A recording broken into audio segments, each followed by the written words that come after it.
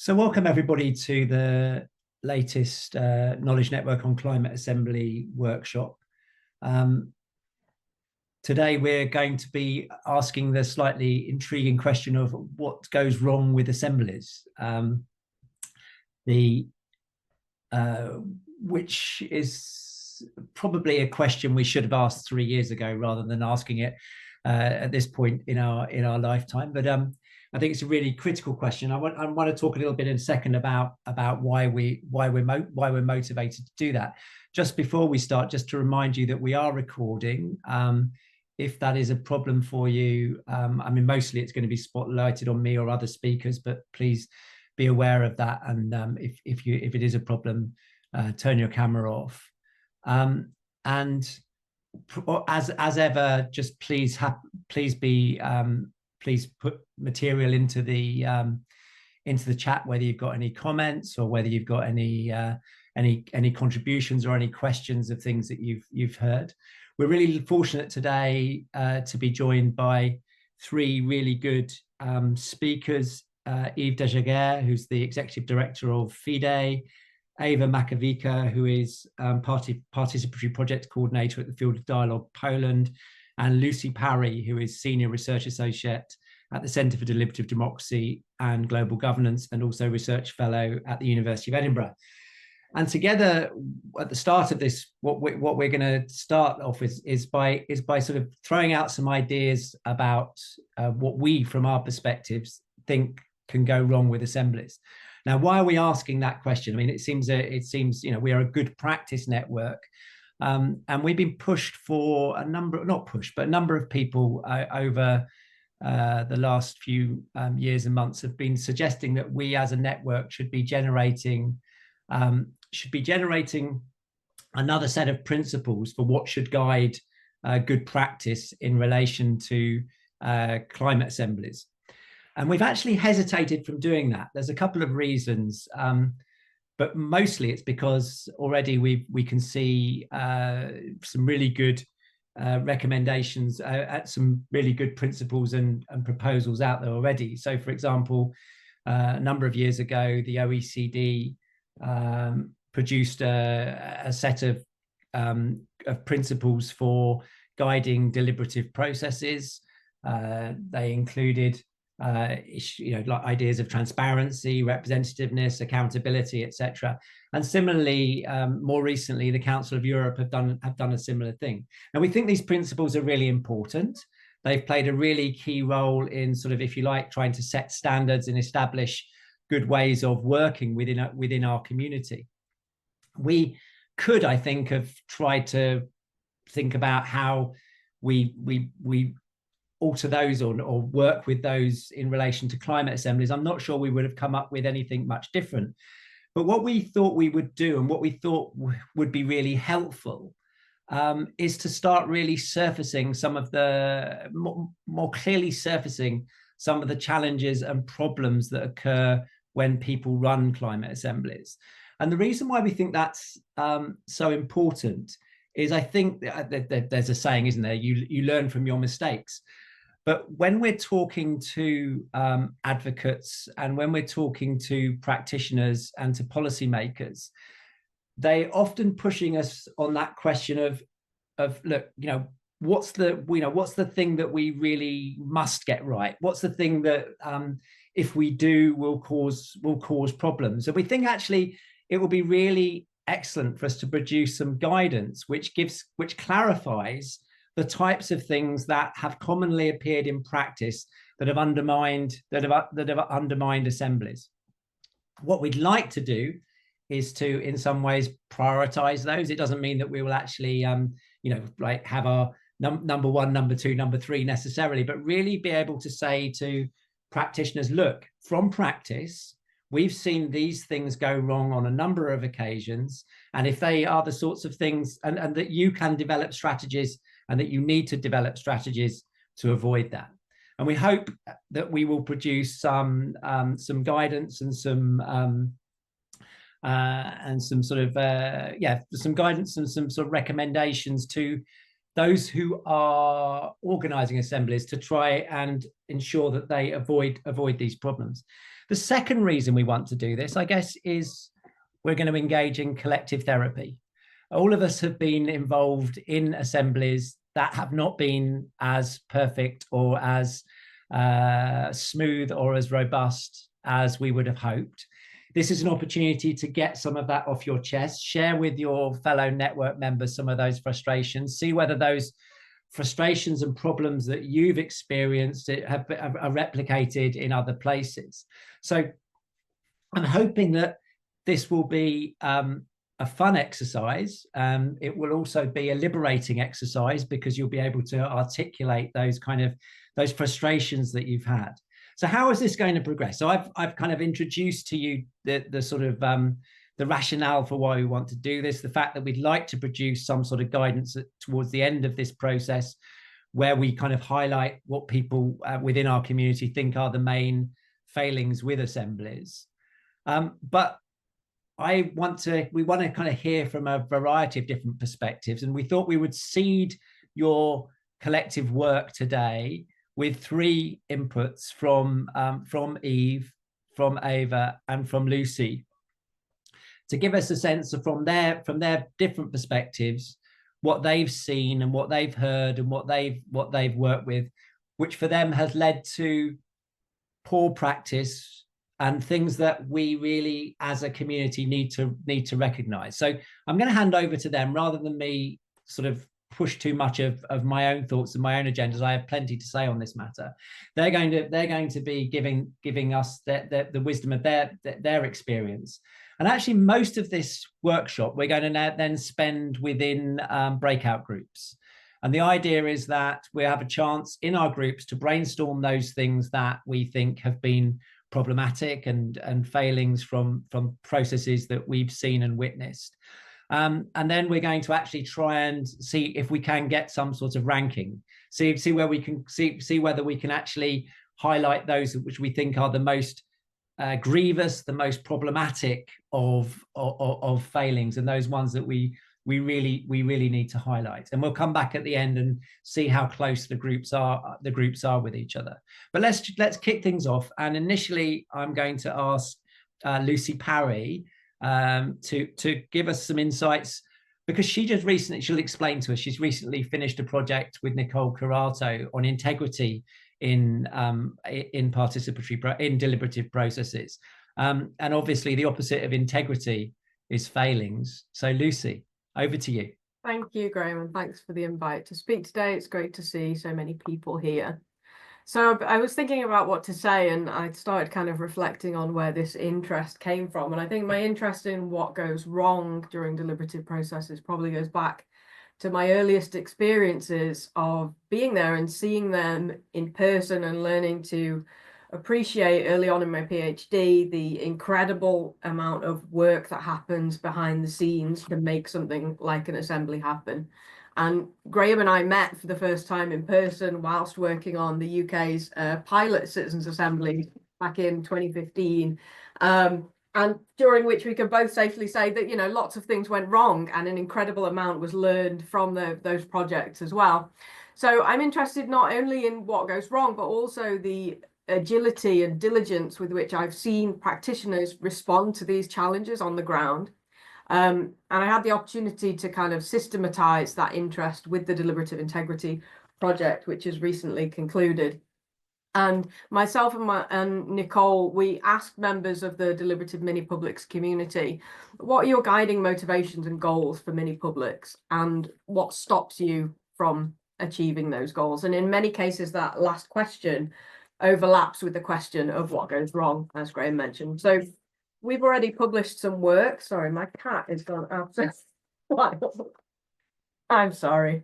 Let's hope she doesn't delete all my notes. We've already published quite a lot of work from this project, which someone is going to post into the chat. But today what I've done is I went right back to our raw interview data. And I'm going to talk through the 3 top single issues from our pool of 62 interviewees. So these are the 3 issues that were mentioned by the most people within our sample. And our focus here was deliberative mini publics more widely, not specifically climate assemblies, just to say that. So coming in at number one, it's time, insufficient time. This manifests in a number of ways. So it can be not enough time within the deliberation, within the event itself. What does that mean? It means it can mean not enough time for participants to fully develop their recommendations. It can mean that participants feel rushed, under pressure to get through things. It can mean that participants aren't able to digest and reflect on what they're learning, or they just can't have enough downtime, there's not enough breaks in the process. It can mean that people aren't able to explore all the dimensions of an issue that they really want to get into. And then if we think about outside of the deliberative assembly itself, we can see that maybe the overall project timeline is too tight. So maybe, you know, this is I remember one person saying to me, well, this is an issue that required a 20-year process to really be thoroughly deliberated with the relevant communities, but it was a 6-month project timeline, and that was it, right? So maybe it's not enough time to really understand wider community views that need to be integrated. Not enough time to meaningfully engage with maybe specific or most affected communities. Maybe there's not enough time to develop the remit or find the right governance structure or expert witnesses to provide information. And then if we think even more broadly, there's funding cycles, election cycles, policy cycles, political timings, and so on, that can all obviously feed into what time is available for an assembly. And time is cross-cutting, and it interacts with really most of the elements in the process. So one of our respondents said, you know, integrity issues, it's like a Rubik's Cube. You move one part of it and everything else shifts. And I think that time is absolutely like that. And other people talked about time being one of the trade-offs. Organisers and practitioners obviously have to make a lot of trade-offs when designing and implementing an assembly. So it might be that, you know, due to budget constraints, maybe you can have less participants, but they can have more time to deliberate, or you have more participants, but there's not enough money to cover a longer amount of time. And people really consistently emphasized that they would prioritize the time in that case. That's what they would seek to protect. But by the same token, another person said, you know, time, it's always an issue. It's always, things are always going too fast, but they never seem to slow down. So what's happening there? I'll leave that with you. So the second top issue that came up was recommendations not being respected. So it's not that recommendations are not directly implemented. Lots of people recognize that that might not happen for a variety of valid reasons. But ultimately, something should happen with the recommendations, something that respects the work that has gone into those recommendations. And it's a really big source of frustration for everyone involved when this doesn't happen. Again, it can happen in a number of different ways. It can be that nothing happens, that sort of disappears off into the ether. Maybe there's not even a sufficient response. It can mean that recommendations are cherry-picked, or certain perspectives and recommendations are sort of marginalized, pushed to one side. A few people said that, and this is a quote, the government basically says to the citizens, okay, that's okay, we've got it from here, thank you for your input. And then it might feel like the participatory bit is done and decision makers carry on with a kind of business as usual approach. So that also came up.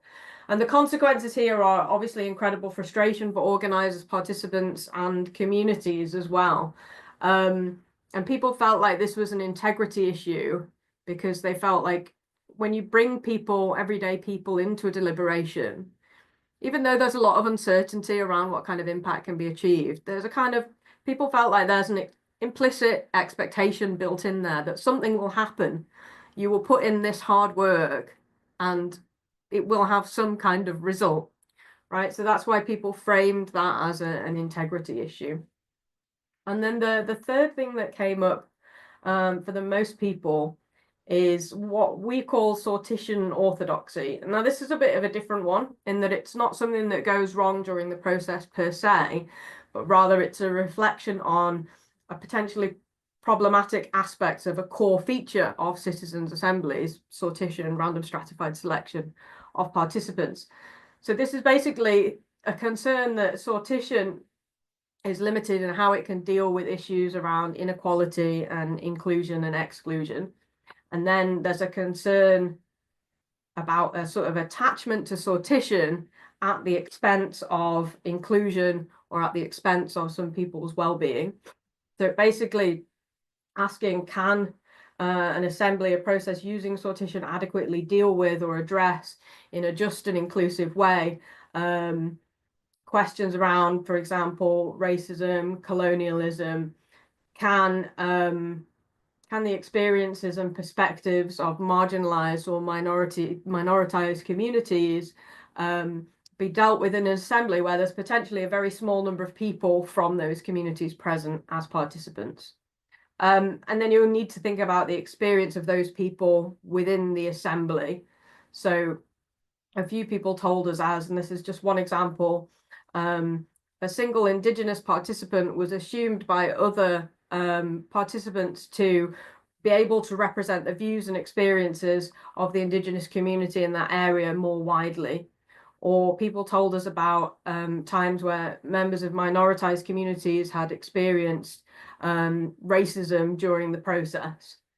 So these concerns have led some people in the community to question what it means for an assembly to really be inclusive and the role of participant selection in that.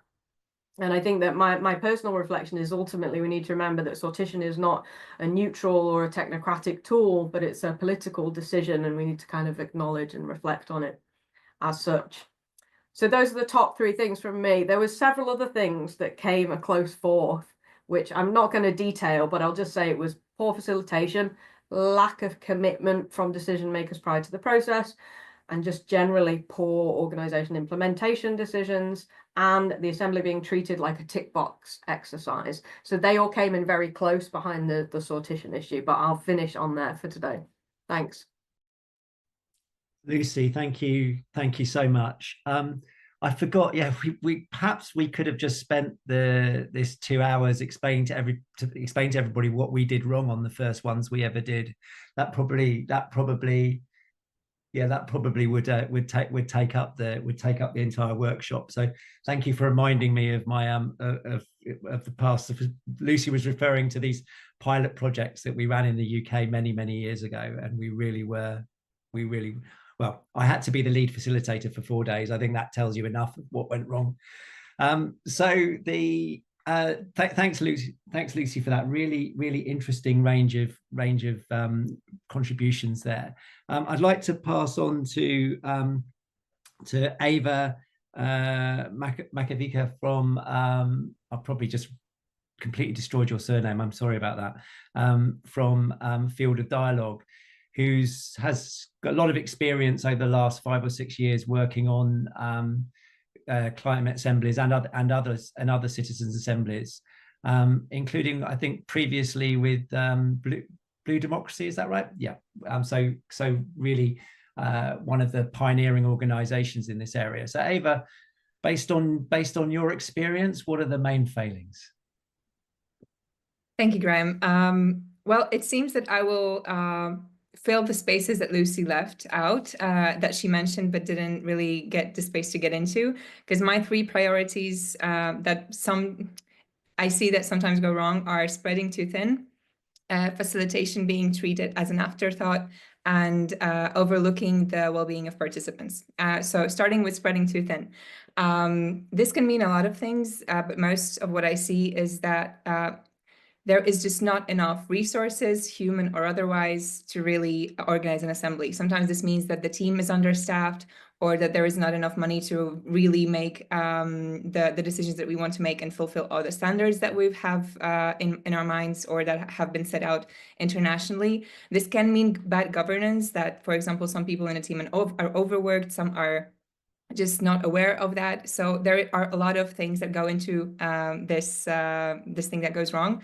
But ultimately, what it produces is, overworked employees who sometimes do not have the time to really reflect on the decisions they are making, to really take the time to think things over, to look at different problems and different decisions they have to make from different perspectives. And that just results in sometimes in mistakes, sometimes just in a lower quality of the process. Obviously, it's not something we always have the possibility to influence. We usually have limited budgets. Usually there is a time frame. But when it comes to planning the work, there are some things that we can do. We can definitely plan ahead as much as we can, ask for help, other practitioners who have done these processes before, to really pinpoint the things that we might be forgetting. And really what I would highly recommend is not to rely on one person to really know the methodology, but to really onboard the whole team working on an assembly, on the standards that we're wanting to implement, on the process, just so that once the decision is delegated, once that person takes on some responsibility, they really understand the principles that we want to envision. The second thing is facilitation being treated as an afterthought. And that, I think, then results in one of the issues that Lucy mentioned, which is bad facilitation. Generally, group deliberation is the heart of the process. They're deliberative processes, so we really need to have people exchange their views, listen to each other, give space to each other. And those are not skills, because you need skills to do that. And those are not skills we learn overnight, not even in one day. Usually it takes a lot of time. I'm still learning those skills myself. So leaving the assembly members without facilitation or with low quality facilitation can lead to the process just being a bit derailed or being dominated by people who are usually more dominant in everyday life. So what I would say is really crucial is to not treat facilitation as an afterthought, to really take time to recruit the team that is going to be facilitating the meetings, to really give them space to also influence agenda and not just present the agenda last minute before the meeting, because I know that sometimes the time pressure just happens and some things happen last minute. But facilitators really should have the time to reflect on the meeting, what happens during the meeting, what is the learning output, what kind of mood we want to set, what kind of approach we want to give. So it really does take time, and usually it is not enough to just give them the agenda, onboard them. Oh yeah, I see the question. What do you mean by facilitators? This is crucial. I mean people who support assembly members in during the assembly process. Usually it is the person who sits with them at the table and leads them through the process of understanding the learning phase and then creating recommendations. It can also mean the main moderator or the facilitator, whatever nomenclature you use. Generally skilled people who are supposed to be there to really guide the discussion. I know that in some cases there have been facilitators who were chosen from participants or invited from city councils. I personally do not think that is a great idea, because if a participant is asked to be a facilitator, we take their attention away from being a participant and really okay, I will not get into that because I'll lose time, but yeah, I have thoughts on that. Then I will go to the third thing, that is overlooking the well-being of participants. And I don't think this comes from bad intentions. I really know that most of the people who work on assemblies really want to give a good experience and are trying their best. And I know that also this is something I'm sometimes struggling with, but with time pressure that Lucy mentioned, that we have experts that want to present that are usually taking more time than they were given, and with other things happening in the process. If the agenda is too rigid and there is no sufficient time to really have a break and breathe, then usually if an expert exceeds time, is the participants' break that gets shorter.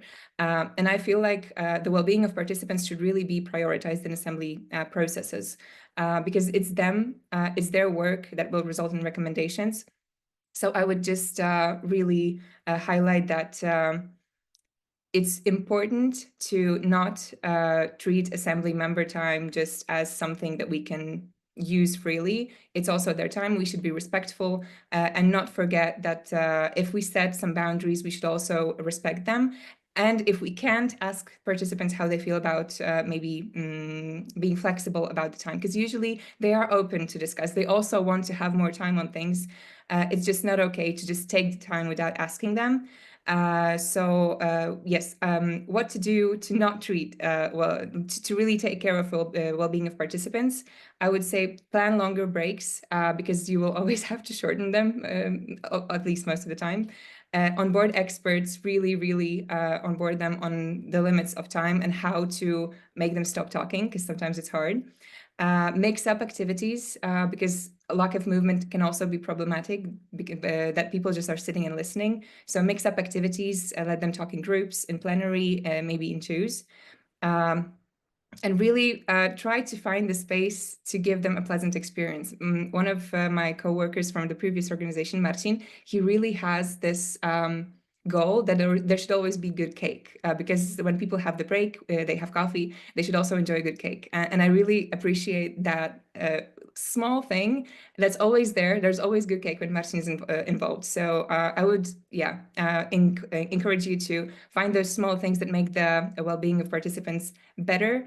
And yeah, it's important because this is small scale impact. We always want the big impact, the recommendations to be implemented, to be treated seriously, but it's also about their individual experience. And it's nice to take care of that, because that is the kind of impact that can really make a difference.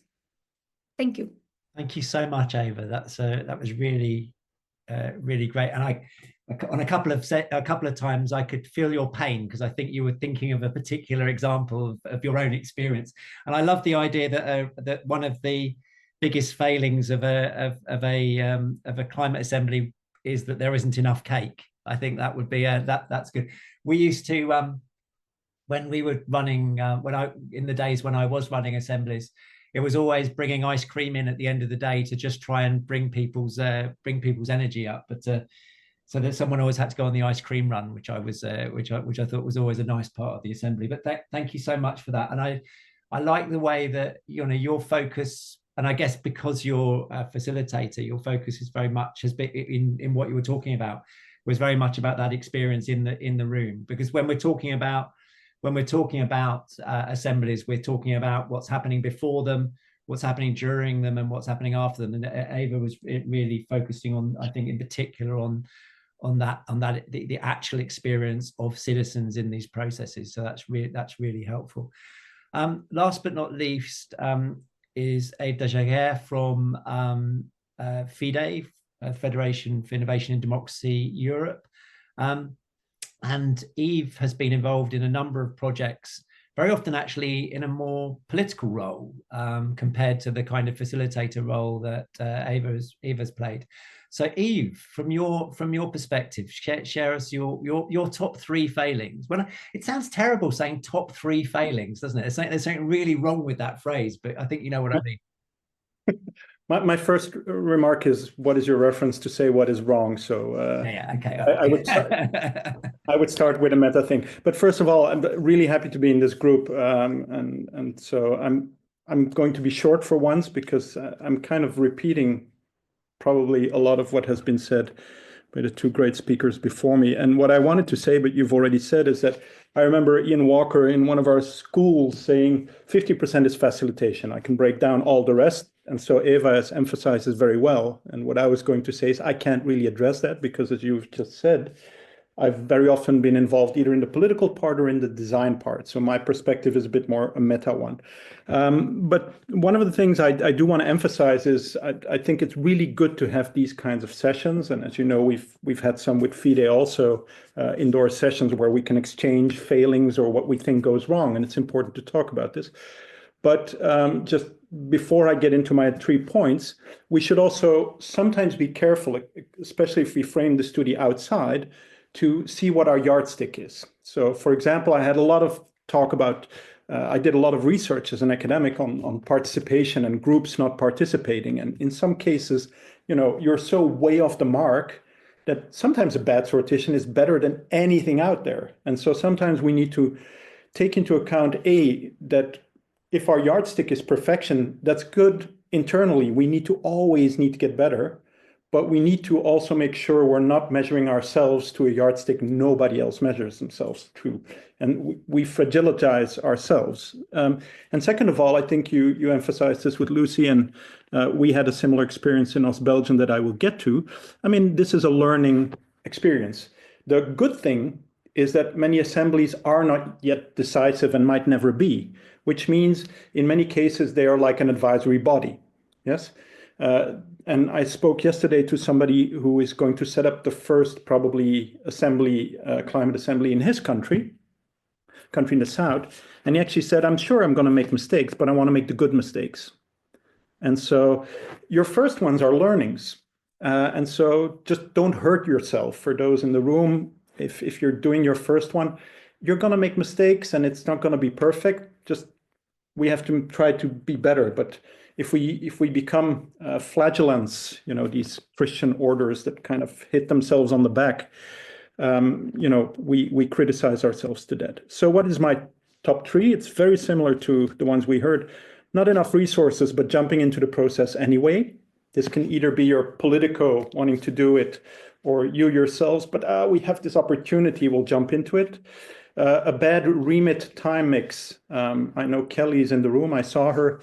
I'll reference her talk at our school, but there's like a mix between remit and time, and if you get this wrong, and you know, climate assemblies are very specifically vulnerable sometimes to this. And then third, as a political scientist, really underestimating power and overestimating the power of a citizen assembly to prove the point. And again, that's specifically towards climate assemblies, I think, a fragility.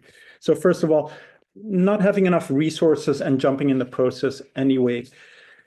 I think this is about, we were not going to give specific examples because it's taped, but I remember, for example, talking to a capital in a Western European town, so a local assembly, but for a city. And elections were coming up. They didn't have enough budget, but they wanted to run it anyway. And so in the end, what I could convince these people, and now it's almost a quiz, was then call it something else. You know, run it anyway, but don't call it a citizen assembly. You don't have enough resources. You cannot do enough days. You have elections coming up. So they called it a mini assembly. And so points for anybody now knowing where I'm talking about. But similarly, Graham, we designed the Belgian process. Initially, we told them you could do 3 assemblies a year. So the naivete of thinking with little resources what you can do is actually, I think, a common mistake. Rather do less with the resources you have, do a smaller thing, but do it good. And I think Eva emphasized that too, so I'm not going to go into complete details about that. But we need to push back on the so costly argument. So although we ourselves, this is again one where internally we should, you know, limit ourselves, but outside we should fight for this being so costly. I just read a book on elections and a European election observer about an African country where the EU invested 500 million for fair elections, buying software from a French company, and it went AWOL in the end. And, you know, we get to do things with 40,000 euros and politicians will be like, this is so expensive. So we should keep defending for more resources, but internally we should also try to do less and maybe not even call it an assembly and say, look, we'll do something smaller. So the bad remit time mix, I think, especially in climate assemblies, this has been a bit of a, and I know there's different schools in this, Graham, we had discussions about this. I'm not a fan of really big remits because you pull up what you can do within a limited number of time. And even like the Scottish and the French, where you then split it up, it actually means you have groups of 20 people doing a national assembly on energy. Even if at some point you say, oh, well, we'll split the whole assembly up, and well, the Scottish was only 3 groups, but the French were more. You actually have a really small assembly of a few dozen people who are like, you'll do nutrition for France, which I'd rather see one with 100 people doing nutrition for France than, so in that sense, and I think this is where I was referencing Kelly when she did a talk for us about remits and how broad you make them. There's pros and cons also for broad remits, because you can talk about systemic things. But for example, in the local level, this also will affect, for example, your recommendations. If you're too broad, a local level will not be able to address some of the things that come out. And so it's really a trade-off. And I think, you know, I would go for smaller. If you don't have enough time, do something small. And then finally, underestimating power and overestimating the power of a climate citizen assembly to prove the point. This was probably, especially in the beginning of the climate assemblies, something that happened. I remember being in 2 different meetings with 2 climate organizations. And again, this is a quiz, I'll let you guess, but where this argument was made, literally, you know, if only people will see that 100 randomly selected people will say, we need to do this, how can you then not do this almost? And politics plays with power. And so we forget we design these perfect things. Well, perfect. We design things, like Eva says, where blood, sweat, and tears are being poured in. I think, Graham, we were just in a meeting this week in a National Assembly where the people working on it, like Eva just said, our time is up, there is no money, but we're still finishing up. So they're actually volunteering to finish this thing up and trying to deliver this perfect thing. But then it's, you know, the report is out there. And if you don't have media, social movements, nobody knocking a bit on a door, then, you know, you're really counting on a politician just to go, well, so I have no answer for that, but there is a sort of naivete where so much energy has been put in delivering that box and not tying it, as my friend David van Rijbroek says, to the tendons of power, you know, to the framework of power. So I think with Eva Rovers, we've written some Knoca guideline on getting some effect from your climate assembly, and we did actually emphasize, you know, the role of media and getting some attention for this. And I'll wrap up with that. Politicians are not always evil. I did a lot of interviews with elite politicians. I have a paper on information overload. They just get, you know, 700 things every 24 hours on their desk, including reports from climate assemblies. And if nobody recalls them or pushes them a bit, it falls off the desk at some point. And I think we've been very, especially in the beginning, very, very naive about this. And then being like, oh, but nothing gets done, or it gets cherry picked. But our hopes, actually, if you look as an outsider, a lobbyist would never think that just laying it there and just hoping for the best would deliver it. So shouldn't we? So that's it. And of course, my last point, I had not listening to Knoca or Graham. It was going to be number 1 in my list, but over back to you, Graham. Thank you. Sorry, not listening to me is a failing of.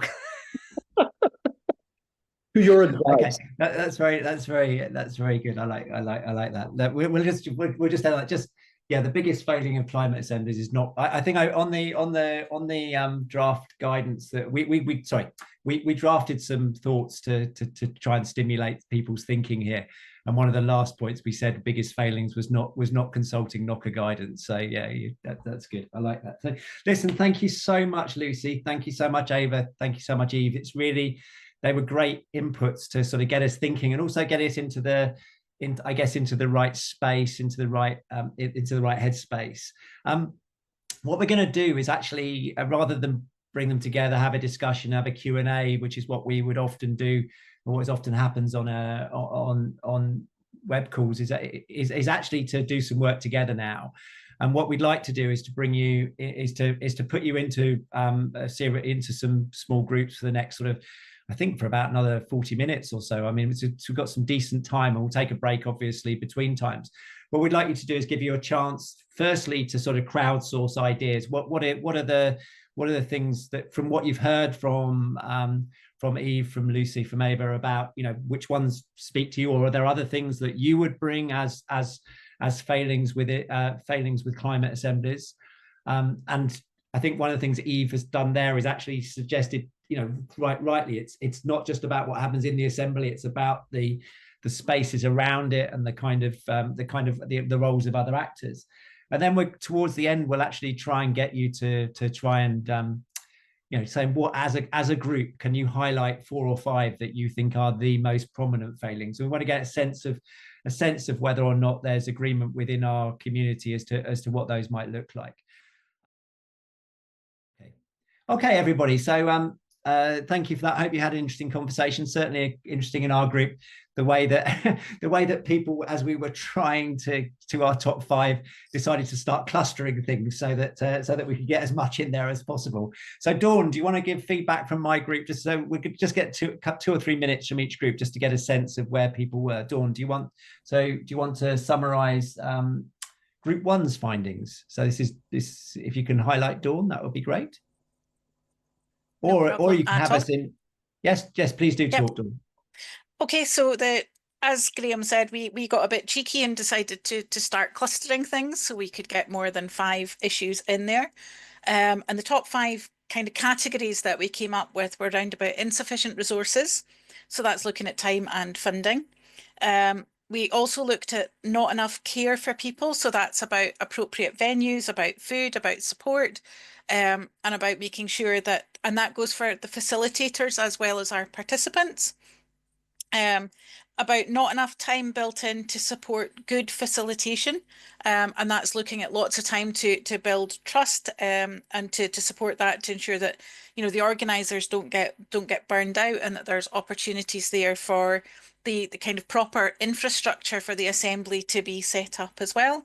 There was a concern about a lack of buy-in, and that comes from politicians and commissioners. And then there was quite a discussion around about the kind of mechanics of making an assembly work well. So how to ensure that the experts are legitimate, and that the evidence given is appropriate, but also to allow space for kind of different pedagogies and different learning styles within the course of an assembly, so that people feel that they can actually be engaged and come from a point of knowledge to make their decisions. So that's a really quick whistle through our one. I don't think I've missed anything, but if anyone from that group has anything I've missed, I'd be happy for them to jump in. That's great. Thank you so much, Eva. So much, Dawn. That was really great. Group 2, Eva, was it you going to feedback or someone else from your group? I think me, because we didn't have the time to really choose a person. There was just a lot of discussion happening. That just shows you how much of a better facilitator I am, that I followed the task. You know what can I say? Hats off to you. The issue with time, as always, is the one that comes and bites you. But yeah, we also clustered the ideas that came up in the beginning. We had more than 5 groups, but I feel like in the end, we also everyone wrote down their top 5. So you can look into the individual answers and, you know, try to find what is mostly repeating. We definitely had some discussions about follow-up, that it's some people also ranked it #1 issue, that follow-up and political will are not always there. And it should be from the very beginning of the planning of the process. We also had this phrase that process over people, that sometimes happens. And it also, I see, comes up with some of the rankings, that there's too much pressure on the process to be good, but we sometimes forget that the people are in it and they have to enjoy themselves and have to be included, and so on. There was some discussion about the approach to the learning, that the methods that are used are somewhat old-fashioned and not really inclusive. It also connects to the design of the process, which was a big kind of group that we created. And also limited publicity was something that we discussed, that there is just not enough information put out before the assembly happens, during when it happens, and after it happens. That media sometimes just doesn't care, and we don't always know how to bring them on the table, on board. But publicity is super crucial for the follow-up and for the effects of the assembly. Very sorry for just very shortly summarizing what was happening. There was a lot more, but I think you will get to that once you see the notes. Eva, did you find it a rich conversation? I'm just interested, kind of like, it seemed to be that people were really thought this was a positive way of going forward in terms of thinking about these sorts of failings. Yeah, definitely. I think reflecting on what goes wrong always helps you see the bigger picture of what you really want to achieve. So definitely, thank you for this opportunity. No worries. I just wanted to get a sense. That's great. Yves, are you speaking or someone else from your group?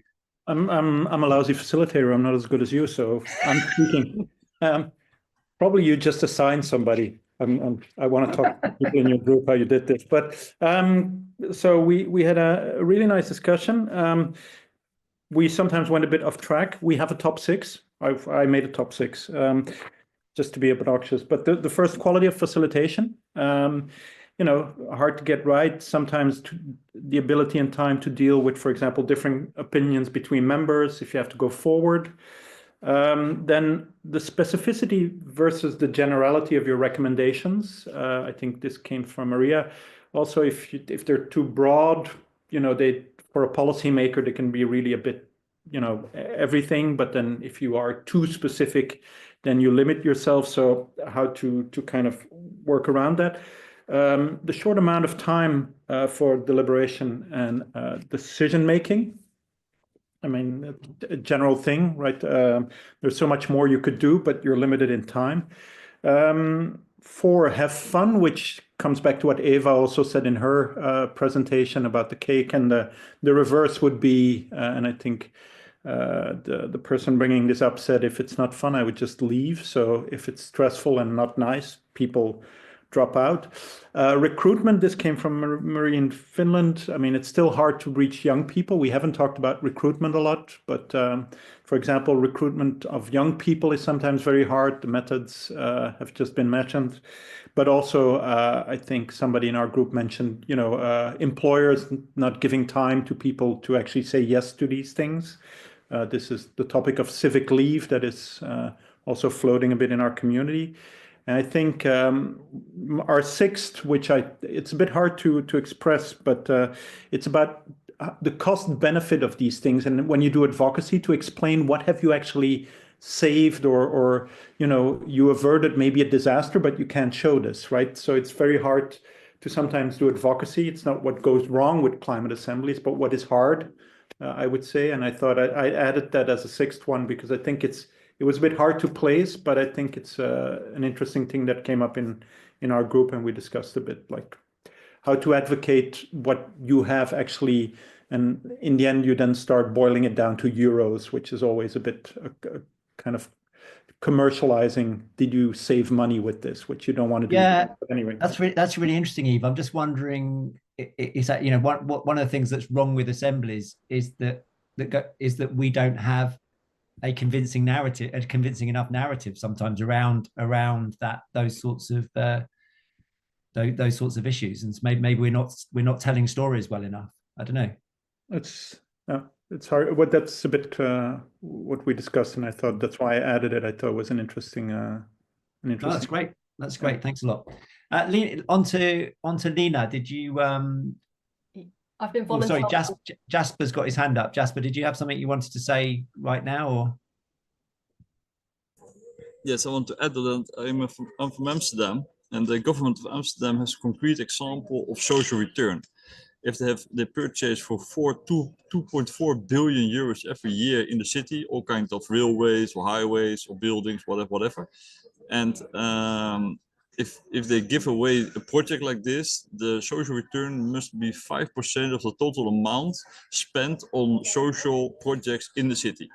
Right. It's a concrete example that the government can do and act on it, and otherwise companies don't get the project. Okay, that's interesting. That's really interesting. Okay, group 4, Lena, did you manage to find anybody, or take care, Eve? Thank you. Off you go. Yeah, it's me, Graham. It's Kelly. Hello, how are you? I'm well, thanks. You're right. Go for it. Yeah, we had a brilliant discussion and came from a few different perspectives, I thought, so that was really great. So our 5, and we did manage to get it to 5. The first one relates to legitimacy, both on the part of politicians or power holders, and ensuring that they view processes that have been commissioned as legitimate, and that they're supporting their fellow peers to understand that what these processes are too, but also in the hands of the general public. There's still quite a bit of work to do to ensure that these processes are seen as legitimate in their eyes, and also bringing in different ideas of public opinion alongside them as well. The second one was unprepared commissioning organisations, which is my personal favourite, and this is quite all-encompassing, this one. And I think we're showing it in the context of knowing that a lot of processes have been commissioned because a government has seen someone somewhere else doing it and thinks it's really cool, but they haven't thought through the practicalities of what it means to set up, organise and deliver something like this. So that unprepared commissioning organisation spans from everything from the way the process is procured, the teams are put in place, the way that you monitor impact over the long term, and the timing and resourcing allocated. So it's quite all-encompassing. The third one, which I think relates to group one when you were talking about different pedagogies and learning styles, and group two when you were talking about old-fashioned and not really inclusive processes, is the lack of innovative knowledge provision formats, just feeling like actually we could be doing things that are a little bit more interesting and engaging, whilst also staying true to deliberative principles. And one that maybe follows on from that is a sense that some processes still have too much control by the commissioning organisations in that setting of experts and themes and do's and don'ts. So maybe that speaks to the way that we design these processes and maybe involve wider groups of people in doing that as well. And I'm sure that maybe even has some links to legitimacy. And then the final one, and I think this maybe links to what group three was saying around specificity and rigidity, was the unclear approach to recommendation creation and not being entirely clear on the best formats for that to ensure that actually docks back into the system and can be responded to effectively, as well as issues around maybe the timing of recommendations when other things are happening in government, maybe creation of strategies, policies, legislation, and ensuring that we're just creating them at a time that can be most effective in the cycles. So yeah, I think they're the five that we came up with. That's brilliant. Thank you so much, Kelly. That's really useful. I would have asked you questions, but I realize we're running out of time, and I need to finish that. But thanks so much, Thomas. You're up last. Yes. I'll keep it brief. To the point about recommendations, we had several examples of assemblies producing too many recommendations, which is a way of undermining deliberation in the assembly, and also a way of hindering that there's actual uptake of the recommendations.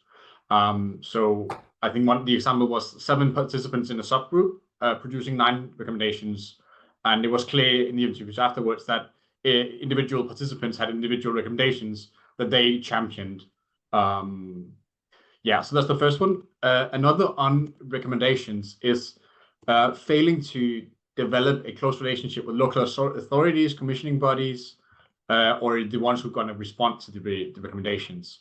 We had the fortune of being joined by Konstantin from Ukraine, who ran a pilot assembly in Ukraine, and having a small municipality as the local authority responding to the recommendations, not having developed that a relationship with that authority, ensuring they have the options to actually respond or uptake these recommendations, led it to have lesser impact than it should have had. That's 2. I'll go run through the last ones quickly.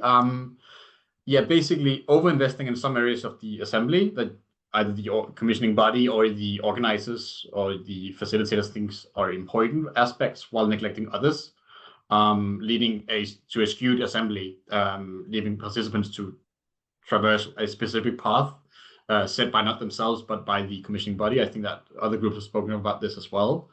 The fourth one would be a perception of a lack of neutrality or transparency of these processes. I think it's a common theme that everybody knows about at this point, that opponents of climate assemblies and deliberative democracy methodologies in general would say that they are either not democratic, or they're not valid, or they're not actual science, that all these counter arguments to citizen assemblies, and not addressing that is a failing, because it's going to happen. Basically, you can't assume it to not happen. So failing to address that would be a failing. And then the final one I would like to highlight from our group would be that the necessity, if you fail in letting participants feel confident in their communication styles, if they are not communicating in their first language, or they have a speech disability or whatever, like not allowing the room to be inclusive even just in the deliberation phases would hinder the assembly to a degree where it could be termed a failing. And that's really quickly. We did the clustering as well. It was just easier. Because people didn't want to choose specific post-its and neglect others that were similar. So it points to us as facilitators, I guess. That's great. Thank you so much, Thomas. So what are we going to do with all of this? Well, we'd like to try and produce a short, and I do mean quite short document, where we present some of these things so that practitioners and organizers and commissioners and others can actually reflect in terms of their processes on how to, if you like, how to avoid these kind of failures. So we will try and draft something over the coming weeks, and we will share it with everybody who's been on this call and get feedback from you as to whether you feel we've captured your insights. However much time we give people in breakout groups, it seems that people always have too much to say, and this is a time issue as well. But I think taking 2 hours of your time is probably enough in one go. So that's what's going to happen. What's next in terms of how we're going to take this forward. We do hope to produce a guidance note out of this. And then the second thing is just to advertise what's happening next. The next Knoca event will actually be a launch of some guidance which has been produced by on supporting members after an assembly is finished. And it asks the question, how can we nurture action from those assembly members? And I know many of you were involved in an earlier workshop where we looked at that. So listen, please do join us. That's going to be sometime towards the end of next month. It's on the website already. This has been a really interesting and fun session. I'd like to once again thank Eva, Lucy, and Yves for kicking us off, because I think they really set the tone really well on this. And I'd like to thank you all for really embracing this this workshop and being enthusiastic, and also joining what was in the end a mass. I was going to say mass psychosis. I can't think of the right word. It was sort of mass therapy session. So thank you very much. Thank you very much for that. I hope you found it useful. I hope you found it enjoyable. And until the next time, see you soon.